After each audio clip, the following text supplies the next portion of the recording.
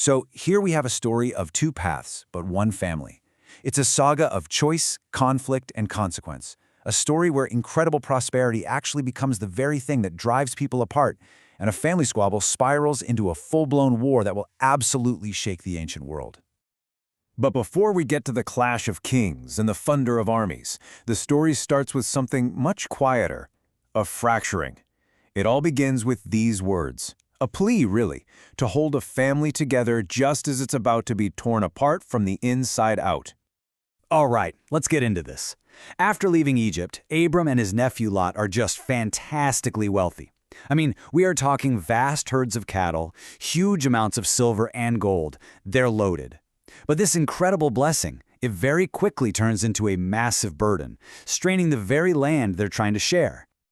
See, the land just can't support both of their massive operations. And right away, a critical difference in their characters starts to bubble up to the surface. Abram's men, they're disciplined, they respect the local Canaanites. Lot's herdsmen, though, they act like they own the place, letting their cattle graze wherever they want, and it's kicking up daily complaints. You can just imagine Abram confronting Lot day after day with this same plea. He's just trying to keep the peace, trying to protect their reputation as outsiders in this land. But Lot, he just won't listen. And that tension just keeps building and building until you know something has to snap. So, we get to the crucial point. Abram, totally out of options, is forced to lay down an ultimatum. He tells Lot, we have to part ways. And this one decision is going to set both of their lives on completely, dramatically different courses. Lot's choice is all impulse. It's driven entirely by the dazzling sight in front of him. He looks to the east and sees what looks like paradise on earth, a lush green plain, so perfectly watered it seems like a vision of Eden itself. He doesn't think twice. He takes it. And here's the crushing irony, right? This beautiful land Lot picked, this apparent paradise, it's home to the city of Sodom, a place that's infamous for its wickedness. Lot has literally walked himself and his entire family straight into a gilded cage. And just like that, they split. Abram stays put in Canaan, heartbroken by the separation and still without a child of his own. Lot, on the other hand, chasing that glittering prosperity, moves his whole life toward the corrupting influence of Sodom. Now, this decision has immediate consequences. Lot's choice doesn't just cut him off from his family, it puts him smack in the middle of the path of a colossal war that's been brewing for more than 10 years.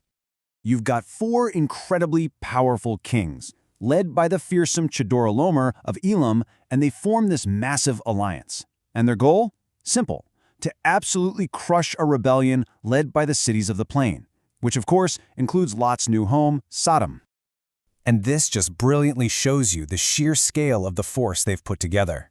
I mean, according to the ancient accounts, we're talking about an army of 800,000 men. An unstoppable tide of destruction marching to take back what they believe is theirs. The timeline here is just brutal and fast.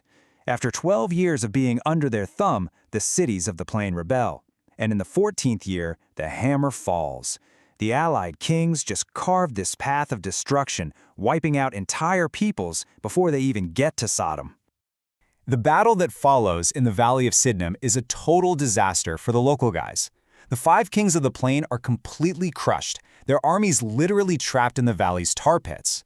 And as the victors start to ransack Sodom, the consequences of Lot's choice are about to come crashing down on him personally. And right there, in the middle of all the chaos, the bill for Lot's choice comes due. He, his family, and every single thing he owns are seized by the invading army. His life as a free man is over. The only sliver of hope is a single servant who manages to escape and get the news to Abram. So what does Abram do? He doesn't even hesitate. Against this overwhelming force, he gathers his own private army, just 318 men. Trained fighters, yeah, but born in his own household. The odds aren't just bad, they're completely insane. But Abram isn't just brave. He's a brilliant strategist. He chases the enemy relentlessly, and then he launches this unbelievably daring night attack. He splits his tiny force to strike from multiple directions at once, sowing chaos and panic among the victors, who probably thought the fight was long over. The result is, well, it's nothing short of a miracle. Abram pulls off a total victory. He doesn't just rescue Lot, he recovers every single person and all the goods that were stolen. He just defeated an empire with a handful of his own men. So the physical war is over, but as Abram heads back, he faces 2 more encounters. And these are tests not of his military skill, but of his character, his spirit. The biggest challenges are, believe it or not, still ahead. First, he's met by this mysterious figure, Melchizedek, the king of Salem. He brings out bread and wine, and he gives a blessing that completely reframes the whole event. He makes it crystal clear, this victory wasn't Abram's, it was delivered by God.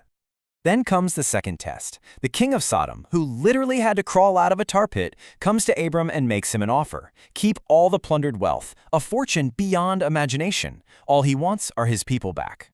Abram's refusal is immediate and absolute. This is a moment that defines him. He completely rejects the offer, refusing to let his legacy be tied to the wealth of a corrupt king. It's this powerful statement that his integrity, his honor, is worth more than any treasure Sodom could ever offer. And once again, their paths split. Abram, having proven his loyalty and his honor, he returns home to Hebron. And Lot? It's almost unbelievable.